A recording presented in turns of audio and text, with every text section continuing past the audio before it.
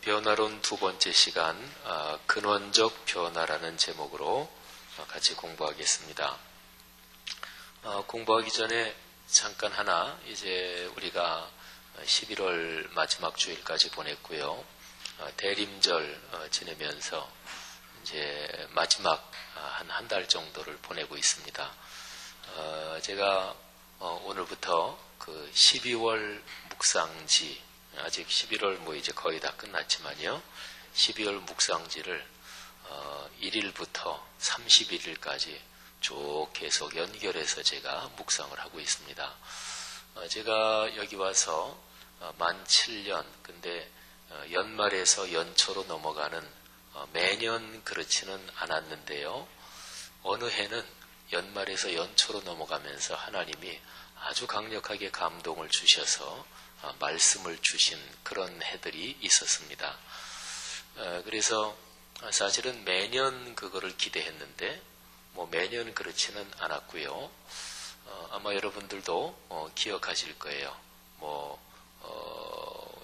몇 구절 제가 이렇게 누가복음 말씀 등등 해가지고 구절을 제가 연말 연초에 드렸던 기억이 나는데, 근데 그거는 다른 말씀들도 있었지만 우리 묵상지 진행하는 말씀, 이제 그런 거 가지고 묵상하면서 하나님의 말씀을 주셔서, 그래서 오늘부터 12월 묵상지를 오늘 아침에도 1일부터 쭉 31일까지 2장씩 되게 넘기면 그 다음 날치가 나오잖아요.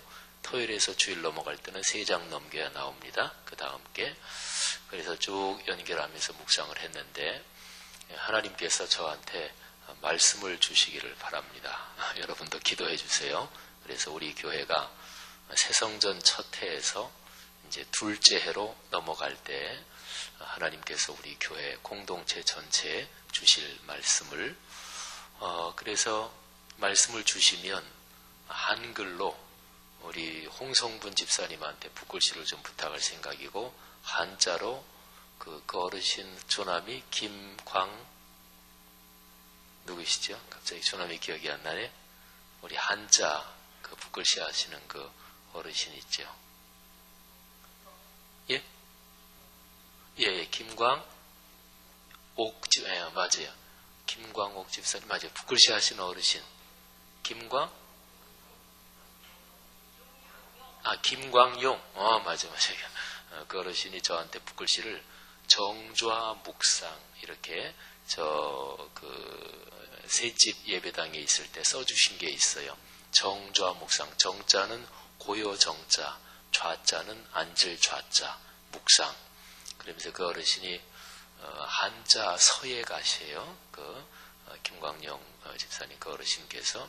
근데 지 목사님이 이제 묵상을 늘 강조해서 썼다고 그러시면서 그 어르신이 내가 여러 장 썼다고, 그 중에서 제일 잘 된 거 선물한다고 그러면서 액자에 넣어서 늘 제 방에 늘 걸어놓고 있었는데, 여기서도 제가 지금 가지고 있는데, 그래서 한글로 우리 홍성분 집사님한테 좀 부탁드릴까 하고, 한자로는 우리 김광영 집사님 그 어르신께 한자로 부탁할 생각을 하고 있는데, 말씀 안 주시면 부탁 안 드릴 거고 하나님이 말씀을 적절하게 주시면 여러분도 기도해 주시기를 바랍니다. 자, 오늘 위대한 근원적 변화 259쪽 제가 적은 것을 읽겠습니다. 사람에 따라 다르지만 일반적으로 사람들은 변화를 두려워합니다. 변화보다는 지금까지 있던 상황에 안주하기를 원합니다.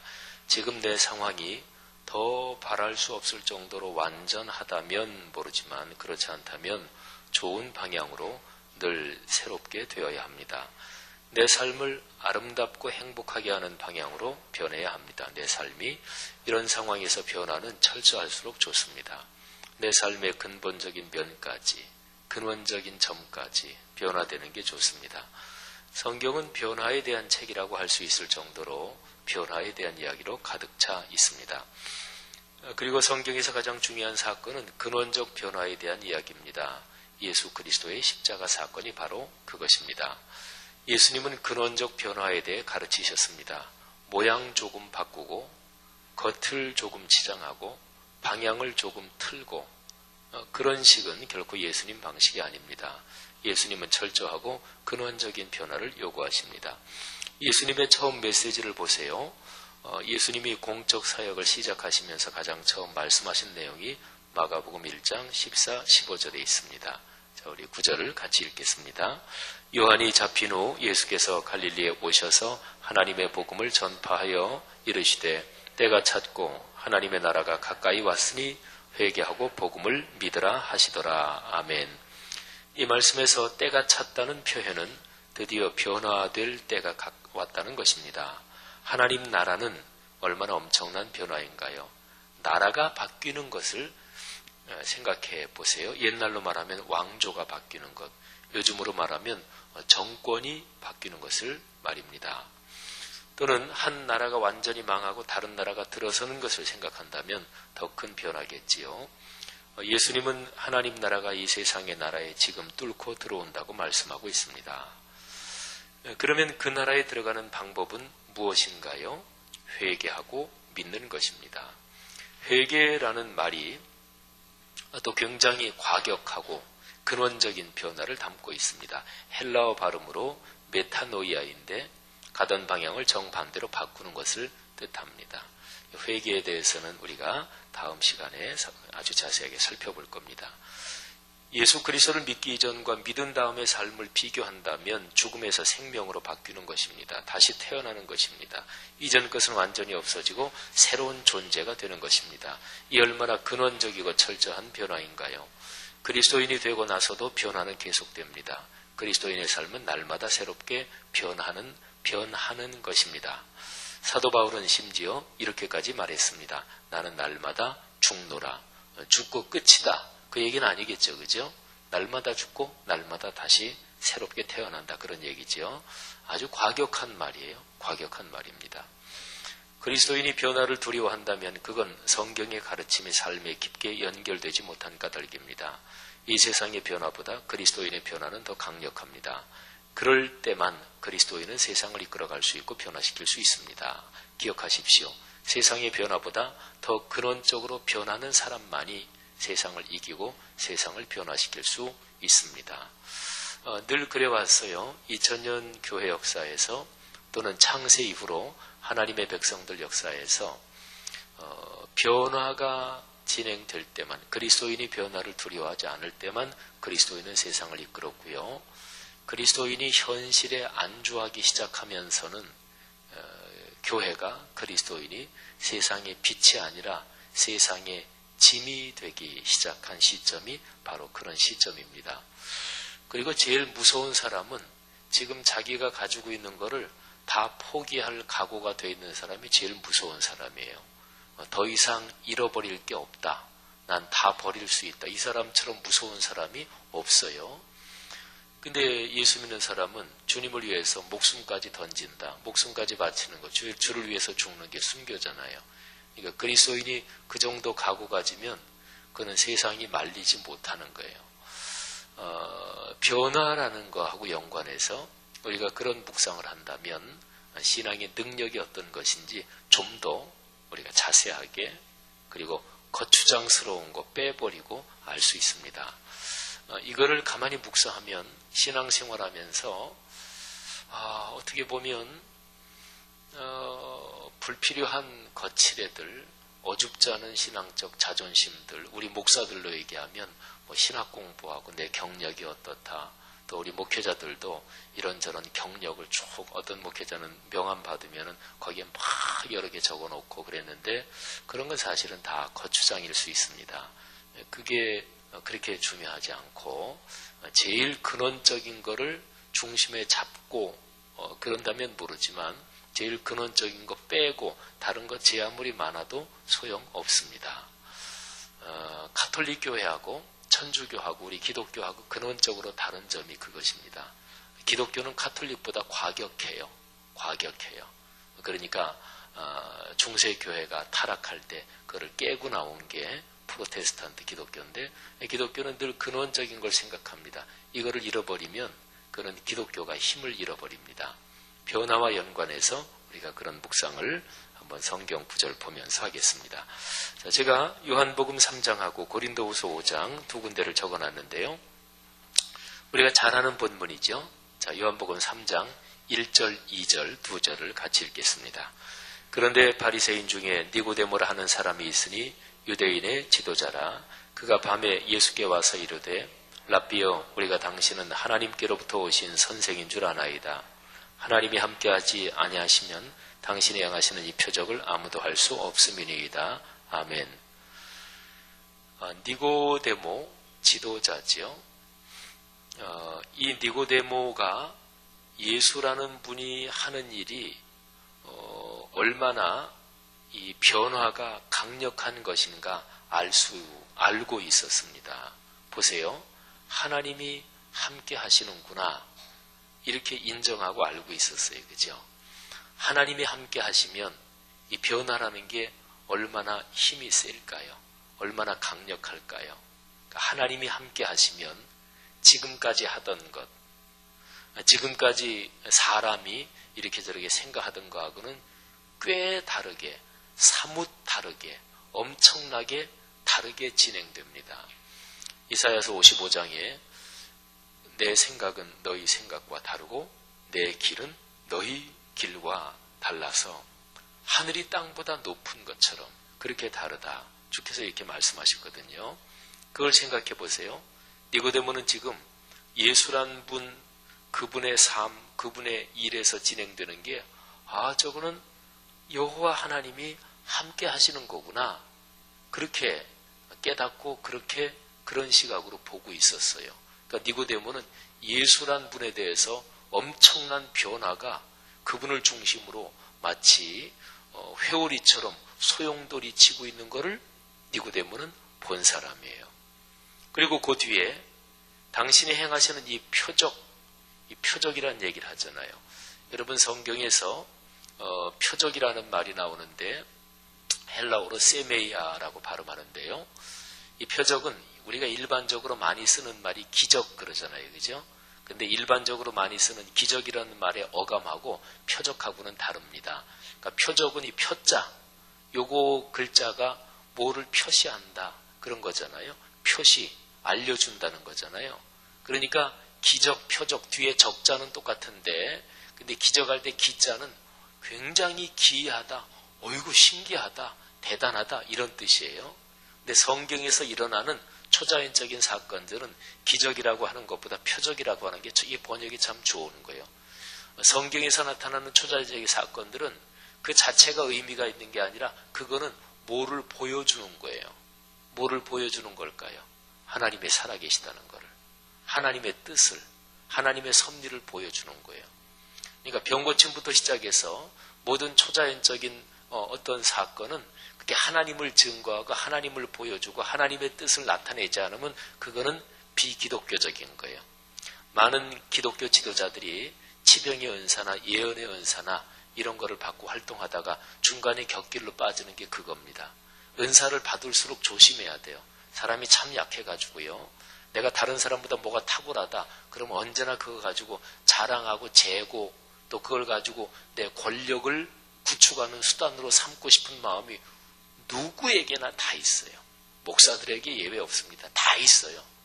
그러니까 은사를 받은 사람이 그거 잘 관리하지 않으면 곁길로 갑니다. 그러니까 치병의 은사 있는 사람이 나중에 치부해가지고 엄청난 재산 사고, 예언의 은사 있는 사람이 남한테 돈 긁어내고 그게 다 그런 거예요. 그러니까 그리스도인은 성숙해져야 되는데 은사를 받은 사람은 그게 무서운 거예요. 그러니까 사도 바울은 자기 몸에 하나님 앞에 간절히 치료되기를 기도했는데 하나님이 됐다. 내 은혜가 내게 족하다. 그러니까 하나님이 바울에게 이만큼 줬단 말이에요. 은혜를. 근데 바울이 자기한테 해결되지 않는 몸에 가시가 있었어요. 근데 육체의 가시라고 표현했는데 진짜 육체의 질병인지 뭔지 그건 이제 학자에 따라서 뭐 의견이 여러 가지인데 어쨌든 그것 때문에 힘들었어요. 근데 사도 바울이 요거 좀 해결해 달라 그랬어요.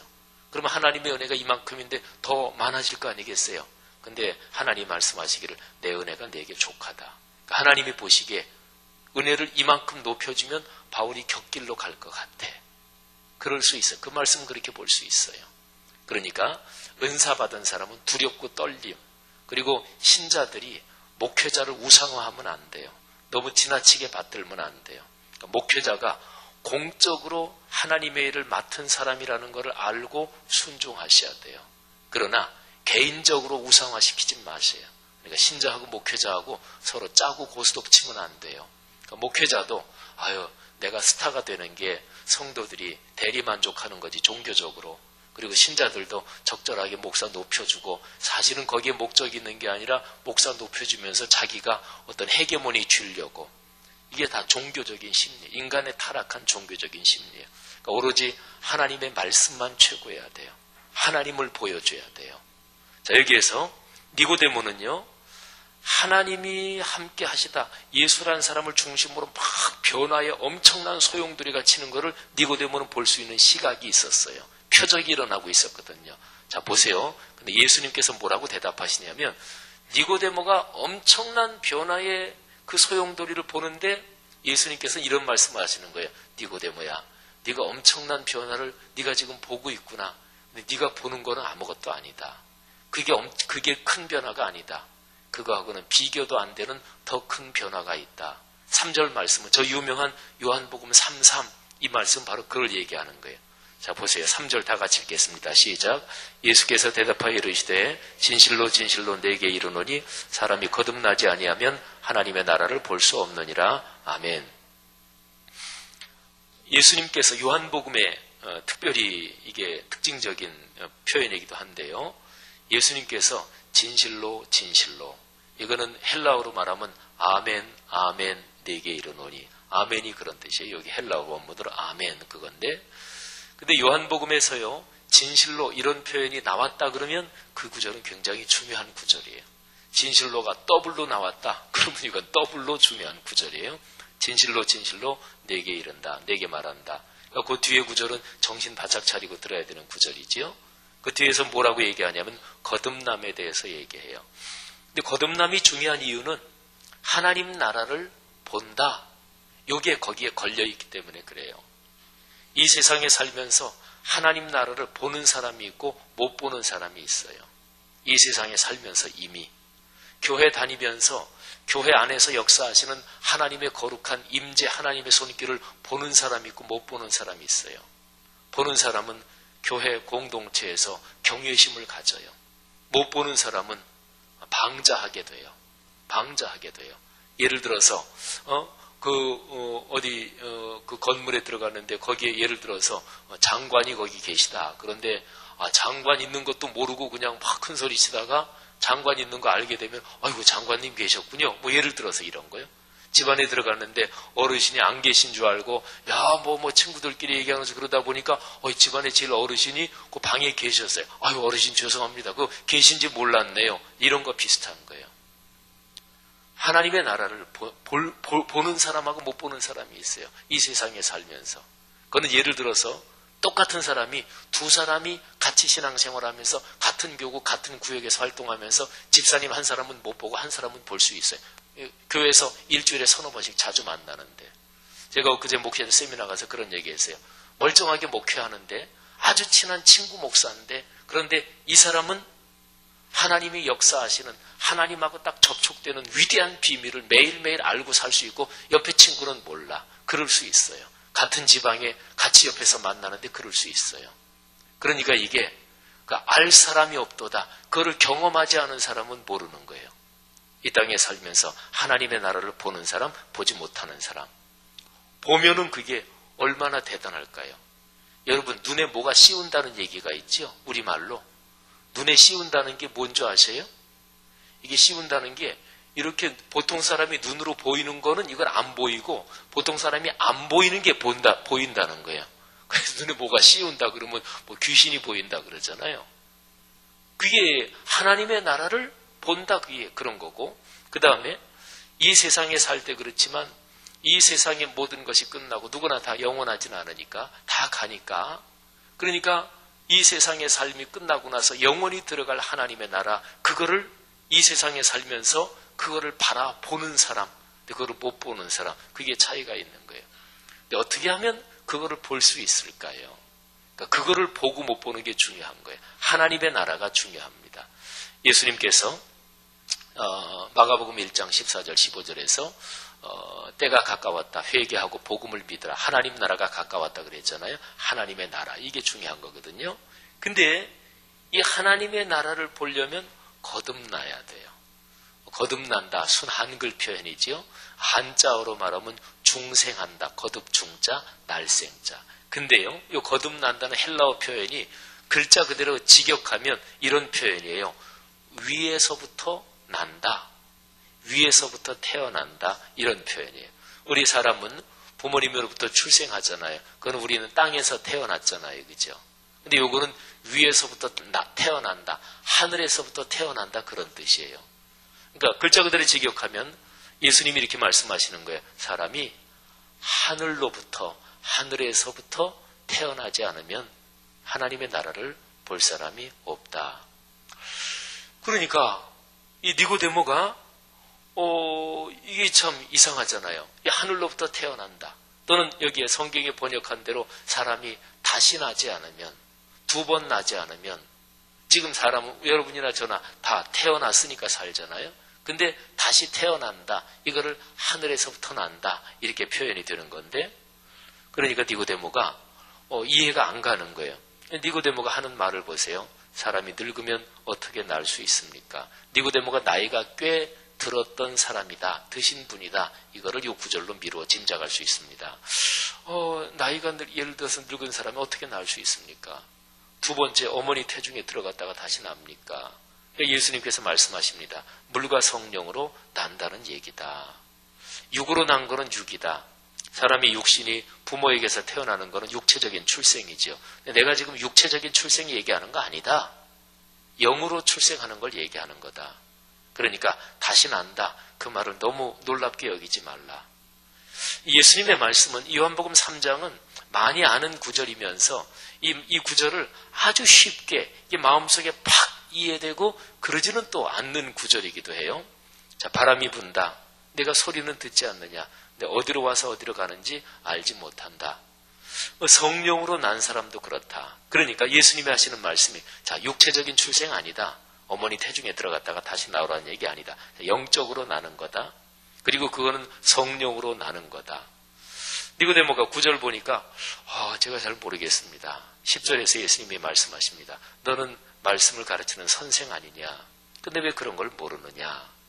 그러면서 쭉 얘기하는데 예수님의 얘기는 결국 십자가 사건 얘기예요. 13절 보세요. 하늘에서 내려온 자. 예수님은 당신이 하늘에서 내려온 존재라고 얘기해요. 자기가 하늘에 올라갈 거라고 얘기해요. 14절 민수기 말씀이죠. 모세가 광야에서 뱀을 든 것처럼 나도 들려야 한다. 이거는 십자가에 처형될 거를 예고하시는 거예요. 15절 그를 믿는 자마다 영생을 얻게 하려는 것이다. 자, 15절 말씀이 아주 중요해요. 이는 그를 믿는 자마다 영생을 얻게 하려 하심이니라. 그러니까 예수님이 지금 자, 영으로 난다. 성령으로 난다. 위에서부터 난다. 어쨌든 다시 한번 태어난다. 근데 그건 뭐냐면 바로 믿음을 얘기하는 거예요. 15절에 예수 그리스도를 믿는 것, 그게 다시 태어난 거예요. 자, 16절 우리 기독교의 대표 성경 구절이기도 하죠. 다 같이 읽겠습니다. 하나님의 세상을 이처럼 사랑하사 독생자를 주셨으니 이는 그를 믿는 자마다 멸망하지 않고 영생을 얻게 하려 하심이라. 아멘. 그러니까 예수 그리스도를 믿는 것, 예수님이 지금 말씀하시는 게 이제 그걸로 초점이 모아지지요. 예수님을 믿으면 영적으로 이게 다시 나는 거예요. 지금 담임 목사와 5주간 이 훈련 진행되고 있거든요. 근데 담임 목사와 5주간 훈련에서 요한복음 1장 12절 말씀을 가지고 예수님을 믿는 게 뭔지 이제 제가 설명을 합니다. 예수님을 믿으면 그러면 다시 태어나는 거예요. 그게 하나님의 자녀가 되는 거예요. 이거는 아까 이제 니고데모가 예수란 분을 중심으로 해서 막 표적이 일어나거든요. 예수란 분을 중심으로 해서 막 태풍의 핵처럼 이게 위대한 변화가 일어나는 거를 니고데모는 보고 있거든요. 근데 예수님이 그것보다 이거는 아무것도 아니다. 믿고 하나님의 자녀가 되는 게 더 엄청난 변화다. 이렇게 얘기하고 계시는 거예요. 여러분, 기적과 이적보다 더 중요한 거는 그거는 예수님 믿고 하나님의 자녀가 되는 거예요. 예수님이 표적을 보여달라는 사람들한테 그런 얘기했지요. 요나의 표적밖에는 보여줄 표적이 없다. 그러니까 기독교 신앙에서 신비한 일 또는 이런저런 기적 같은 일, 그런 게 하나님의 은혜로 우리에게 오는 것은 감사한 일이지요. 또 우리는 내가 도무지 해결할 수 없는 어떤 상황 가운데서 그런 것을 간절히 구하기도 합니다. 근데 제일 중요한 것은 예수 믿고 구원받은 이 성도의 직분이고, 그리고 성도의 삶이 계속해서 성숙해 가는 거예요. 이게 건강한 신앙. 이거 놓쳐버리면 안 돼요. 자, 그래서요, 아주 중요한 것이 이제 하나만 더 말씀드리면, 17절 말씀 보면 하나님의 아들 세상에 보내신 이유, 세상 심판하려는 게 아니다. 구원하려는 거다. 근데요, 18절 보면 믿는 자는 심판 받지 않는데 믿지 않는 자는 심판을 받는 거예요. 믿지 않는다는 것 자체가 벌써 심판을 받는 거예요. 믿지 않는다는 것 자체가. 이거는 뭐냐면 예수님을 믿고 하나님의 자녀가 되는 것, 다시 태어나는 것, 이게 너무너무 엄청난 변화예요. 여러분, 어떤 변화가 그냥 작으면 그러면 그냥 그거 받아들이는 사람이나 안 받아들이는 사람이나 별로 차이가 없어요. 어떤 새로운 일이 시작되는데 어떤 사람은 그걸 받아들여요. 근데 어떤 사람은 안 받아들여요. 뭐 받아들이는 사람이 너무너무 좋다 그러는데 안 받아들이는 사람이 알았어, 뭐 좋은 거 너 해. 나는 괜찮아. 나는 그거 별로 관심 없어. 그래도 괜찮아요. 자기의 삶에 별 영향이 없어요. 그 변화가 크지 않으면, 그 변화가 근원적인 게 아니면, 그러면 안 받아들여도 별로 삶에 지장 없어요. 근데 예를 들어서 노아가 방주를 만들어 놓고 여러분 방주 안으로 들어오십시오. 하나님이 세상에 큰 불을 내리셔서 세상을 심판합니다. 그냥 당신이나 들어가, 당신 가족이나 들어가시. 우린 여기서 그냥 잘 살랍니다. 그거는 받아들이지 않는 것이 그 사람들한테 삶과 죽음을 결판내는 거예요. 베트남이 옛날에 망했잖아요. 적화 통일이 된 나라가 베트남이에요. 근데 그때에 말하자면 배를 타느냐 못 타느냐, 이거는 못하면 죽는 거예요. 그러니까 아주 중요한 일, 아주 중요한 변화에는 나 그거 하겠다 하는 사람하고 나는 난 상관없어, 관심 없어, 안 하겠다. 근데 안 한다는 얘기가 이미 심판이에요. 안 한다는 것 자체가 이미 저주예요. 그러니까 뭐냐면은 중간지대는 없다는 거예요. 성경은 사실은 복음에 대해서 그런 얘기를 하고 있습니다. 중간지대는 없습니다. 여러분, 교회 사역할 때 가만히 생각해 보세요. 여기 중직자들 많으시니까 교회 사역할 때 중직자가 중간지대에 서는 거는 하나님 앞에 죄입니다. 교회 중직자가 중간지대에 서는 거. 교회가 하나님의 일 할 때, 교회 하나님의 일 할 때 브레이크 거는 비법을 제가 가르쳐 드릴게요. 제가 목사인데 비법을 가르쳐 드릴게요. 제가 잘 알아요, 그거를. 비법을 너무 대놓고 반대하지 마세요. 체면이 있지. 또 목사랑 괜히 이렇게 감정 상할 거 없잖아요. 여러분들 선수라서 잘 아시잖아요. 그죠? 그러니까 대놓고 반대하지 마세요. 근데 뭐가 틀려가지고 참여하고 싶지 않다. 근데 뭐가 틀렸는데 참여하긴 좀 그렇고, 그러면 중간지대에 계시면 돼요. 그러면 교회 일이 기가 막히게 브레이크가 걸려요. 좋은 비법이죠. 그죠? 여러분, 사회적 체면 유지하면서 점잖은 체면에 교회에서 신앙생활하면서 대놓고 반대하고, 또 점잖은 체면에 괜히 안 좋은 말, 이 사람 저 사람의 말 듣고 옮기지 마시고, 그러면 그냥 자기하고 비슷한 수준에 있는 사람한테 옮길 때는 괜찮은데, 그래도 꽤 더 점잖은 사람, 꽤 신앙이 깊은 사람이 그런 날 옮기는 거 들으면 판단돼요. 저 양반 왜 저럴까? 예수 믿으면서도 채통없게 그냥 이런저런 말이나 옮기고. 그러니까 말 옮기면 그 사람의 미천이 드러나는 거예요. 쉬운 얘기로 신앙이 얕다, 신앙 인격이 성숙하지 못하고 사람 됨됨이가. 그러니까 점잖은 체면에 그러지 마시고 그냥 이렇게 중간지대에 계셔요. 이렇게 구경하고. 그래서 말하자면 그 NC, ND, 말하자면 긍정도 안 하고 부정도 안 하고 이렇게 중간지대. 그러면 하나님의 일은 브레이크가 걸립니다. 특별히 중요한 직분을 맡은 사람일수록 중간지 입장에 이렇게 서 이렇게 그냥 구경하는 입장에 서면 교회 일은 진행이 안 돼요. 제가 중요한 비법을 가르쳐 드렸죠. 그죠? 혹시나 저하고 수틀리더라도 괜히 채통 없이 그러지 말고 중간지대쯤에 서 계세요. 그러면 교회 일은 진행이 안 돼요. 여러분, 중요한 일일수록 참여 안 하는 것 자체가 죄고 참여 안 하는 것 자체가 그게 심판이고 참여 안 하는 것 자체가 저주예요.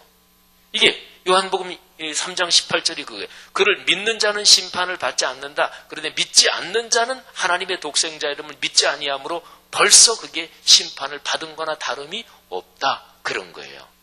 여러분, 맞는 얘기잖아요. 그죠? 하나님의 일을, 하나님의 나라를 보는 사람은 그걸 알아요. 중간지대는 없어요. 둘 중에 하나밖에 없어요. 예를 들어서 대통령이 뭐를 구체적으로 얘기하는데 그거를 나는 찬성도 아니고 반대도 안 합니다. 그게 가능할 것 같아요? 정치인으로서 그게 가능할 것 같아요? 아닙니다. 불가능합니다. 어느 굉장히 강한 권력을 가지고 있는 사람이 거기에서 요청이 올 때는 그거는 예 아니요 두 개밖에 없어요. 중간지대는 없어요. 아니, 예 안 하면 그거는 우리 편 아니구나 그런 거예요. 그래서 큰 권력이 갈등이 심할 때는 중간지대에 서기가 힘든 거예요. 보수 진보가 강력하게 부딪히면 보수가 아니라 열린 진보, 열린 보수 같이 묶어가지고 중간지대 만들자. 그게 안 돼요. 우리나라 지금 박세일 씨가 중도 신당을 창당하려고 그래서 박세일 씨 하는 얘기가 손학규 씨, 박근혜 씨 이 두 사람 정도가 같이 한마당에 있는 그런 신당 이런 얘기하는데 어느 나라 역사나 인류 역사나 양쪽이 보수 진보라고 표현하든 뭐라고 표현하든 이 두 쪽이 굉장히 점점 강력하게 싸우잖아요. 그러면 중간지대에는 못 써요. 그러니까 중간지대 말하자면 진짜로 객관적인 사안을 바라보는 사람은 설 자리가 없어져요. 그래서 그런 사람은 이렇게 하다가 세월이 하수상하면 이제 낙향하는 거예요. 그죠? 예. 교회 역사를 얘기하면 1300년대 초에 그때는 기독교 천주교 없었고 그냥 기독교 하나였으니까 1300년대 초에 그 당시 기독교가 이제 교황을 정점으로 이렇게 됐잖아요. 1300년대 초에 기독교가 쪼개져요. 교황이 둘이 돼요. 교황청이 그때 당시 프랑스가 점점 막강해져요. 그래가지고 프랑스가 이탈리아 로마에 있는 교황청을 프랑스 남부에 있는 아비뇽 쪽으로 교황청을 옮겨버렸어요. 근데 교황청을 옮겨가지고 한 70년 정도 있었어요. 이거를 교황의 바벨론 포로 이렇게 얘기를 해요. 어쨌든 교황청을 옮겨서 프랑스 쪽에 교황청이 있었단 말이에요. 한 70년 있다가 이제 교황청이 다시 로마로 옮겨져요. 로마로 옮겨지는데 이쪽에 아비뇽 쪽에서도 무슨 얘기냐? 교황은 여기 있어야 된다. 그래서 로마로 옮겨졌는데 여기도 교황을 또 하나 뽑았어요. 교황이 둘이 됐잖아요. 그죠?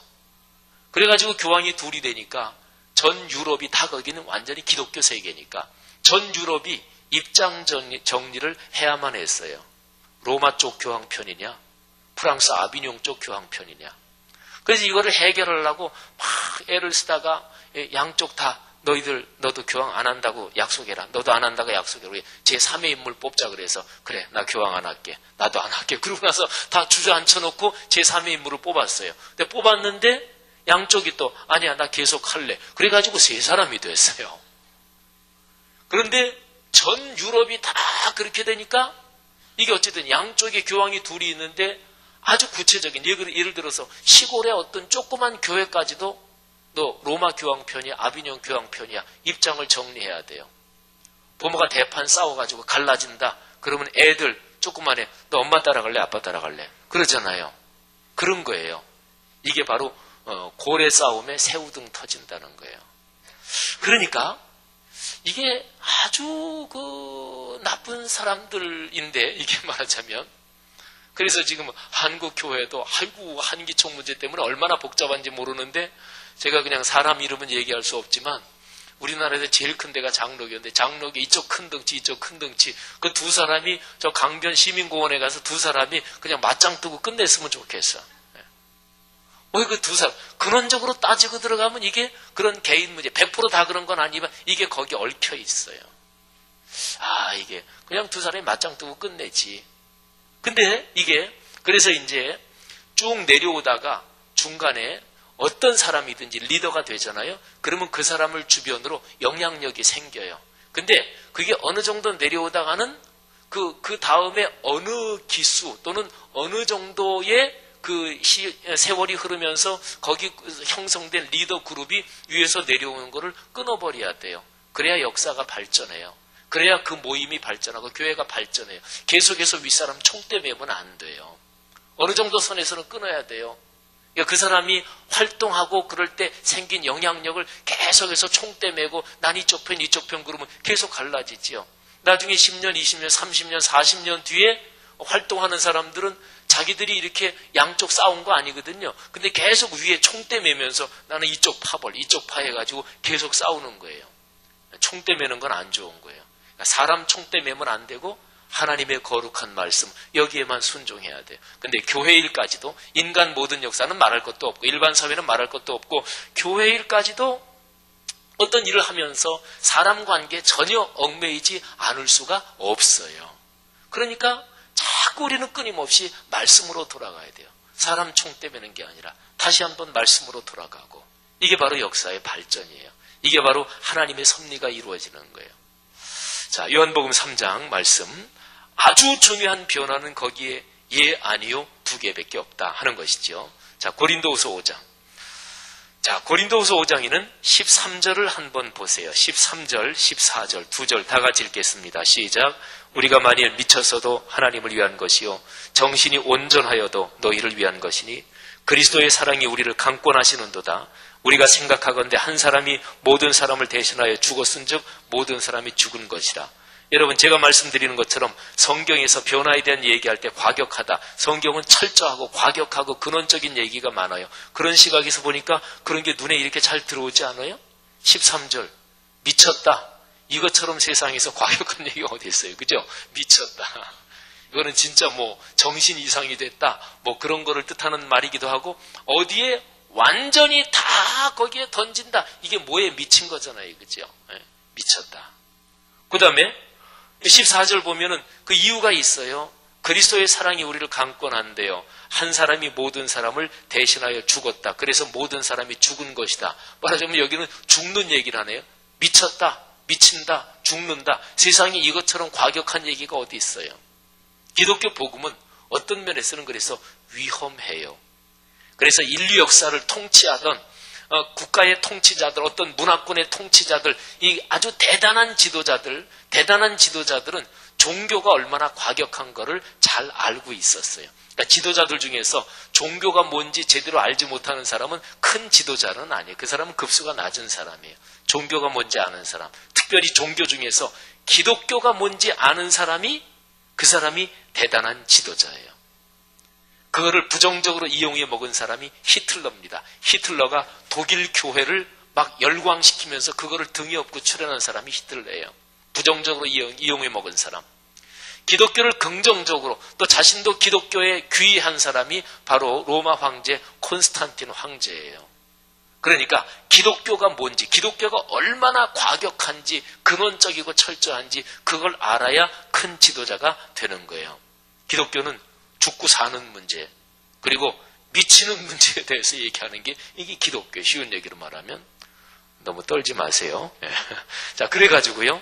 쭉 내려오면서 보세요. 17절 말씀, 아주 유명한 구절이죠. 다 같이 읽겠습니다. 그런즉 누구든지 그리스도 안에 있으면 새로운 피조물이라 이전 것은 지나갔으니 보라 새 것이 되었도다. 아멘. 지금 사도 바울은 여기에서 복음의 중심을 설명하면서 천지를 창조하신 창조 얘기를 하고 있는 거예요. 새로운 피조물이래요. 새롭게 창조되는 거래요. 이전 것은 지나갔습니다. 기차 지나가면 못 타요. 그죠? 지나갔다 그거는 끝났다는 얘기예요. 그리고 새 것이 되었다. 자, 그런데 아주 중요한 것이 있습니다. 우리가 새롭게 변화됐다. 새 것이 되었다. 거듭났다. 영으로 났다. 성령으로 났다. 예수를 믿어가지고 하나님의 자녀가 됐다. 하나님 나라의 시민이 됐다. 그러면 어떻게 살아야 되는 건지. 말하자면 진짜 변화됐나? 진짜 새롭게 됐나? 그걸 뭘로 증명하나? 새롭게 된 이후의 삶. 말하자면 여러분과 제가 걸어가는 이 삶의 이 과정을 말해요. 그게 이제 18절부터 나와요. 제가 읽을 테니까 한번 잘 들어보십시오. 모든 것이 하나님께로서 났으며 그가 그리스도로 말미암아 우리를 자기와 화목하게 하시고 또 우리에게 화목하게 하는 직분을 주셨으니 곧 하나님께서 그리스도 안에 계시사 세상을 자기와 화목하게 하시며 그들의 죄를 그들에게 돌리지 아니하시고 화목하게 하는 말씀을 우리에게 부탁하셨느니라. 아멘. 여기서 중요한 게 화목이지요. 화평, 화해, 같이 감싸 안는 것, 하나 되는 것. 반대말 얘기해 볼까요? 편가르지 않는 것, 편먹지 않는 것, 당짓지 않는 것. 그러니까 편은 딱 하나예요. 성경의 근본 메시지는 인류가 한 덩어리예요. 인류가. 오늘날 사는 인류만이 아니라 창세 이후로 저 예수님 재림하실 때까지 시간의 종축을 따라 거기에서 존재할 모든 인류까지 다 합쳐가지고 인류는 한 편이에요. 두 편도 없어요. 그런데 그거를 편을 가른 최초의 원조는 바로 천사장이었던 루시퍼. 이게 타락해가지고 사탄이 된 거예요. 그래서 사탄은 편을 갈라요. 인간 속에는 누구나 다 죄악성이 있어요. 사탄이 편을 갈르는데 사용하는 제일 근원적인 도구, 우리가 지난 시간에 공부했던 거예요. 혈연지연, 땅, 피. 이건 사람 떠나서 살 수 없잖아요. 사탄은 그걸 가지고 편 갈라요. 생각해 보세요. 모든 편 가르는 거는 전부 다 지연, 혈연 이거 가지고 가르는 거예요. 어디 출신이다. 또는 누구랑 사돈의 팔춘이다. 뭐 여기에 학연이라든지 등등 이런 거는 다 이제 조물에게 부하들이고 제일 대표 선수 두목이 혈연지연인 거예요. 사랑하신 여러분, 화목하게 하는 게 그리스도인의 삶이에요. 교회에서는 이거 훈련하는 거예요. 그러니까 교회에서 편 가르면 근본적으로 교회에서 훈련하는 거 그거를 깨는 거예요.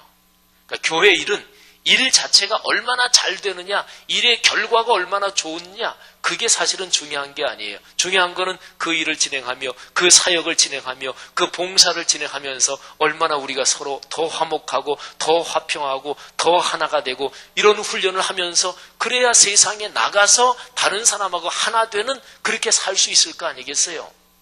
예수를 믿고 하나님께 예배드린다고 명시적으로 타이틀 걸어놓고 십자가 걸어놓고 교회라고 예배당을 건물을 지어놓고 그 안에서도 화목하지 못하고 그 안에서도 편가르면 그 사람이 세상에 나가서 어림도 없습니다. 안에서 새는 바가지 밖에서 안 셀 것 같아요? 이미 깨져 있는 바가지인데 밖에서 안 셀 것 같아요? 세상에서 빛과 소금 역할을 한다고요? 천만에요. 세상에서 주님의 이름을 가리고 주님의 이름을 이용해 먹고 그러기는 하지. 근본적인 게 화목하게 하는 거예요. 그래서 하나님께서는 먼저 제일 중요한 게 하나님과의 화목이에요. 끊임없이 계속돼야 돼요. 중심적인 게 주일 성수, 예배를 통해서, 예배 때 선포되는 말씀을 통해서, 그 다음에 내가 매일 말씀 묵상의 시간을 통해서 하나님과 매일 만나는 거. 하나님과 화목하는 것은 끊임없이 진행되는 과정이에요. 근본적으로 이미 화목의 사건은 발생했어요. 그런데 그 화목의 사건을 통해서 끊임없이 계속 화목하게 되는 거예요. 이 하나님과의 화목, 하나님과의 만남, 이게 늘 에너지가 있어야 그래야 우리는 교회 안에서 그리고 거기서 훈련돼서 세상 사회 속에서 계속해서 다른 사람을 끌어안고 화목하게 하는 직책을 감당할 수 있는 거예요. 자, 그런데 여기 19절 말씀에 화목하게 하는 말씀을 우리에게 부탁하셨다. 뭘로 화목하게 한다고요? 말씀이 있어야 화목하게 할 수 있어요. 내 양식과 식견과 내 점잖은 거 가지고 되는 게 아니에요. 하나님의 말씀. 그래서 20절 말씀 우리 다 같이 한번 읽겠습니다. 시작. 그러므로 우리가 그리스도를 대신하여 사신이 되어 하나님이 우리를 통하여 너희를 권면하시는 것 같이 그리스도를 대신하여 간청하노니 너희는 하나님과 화목하라. 아멘.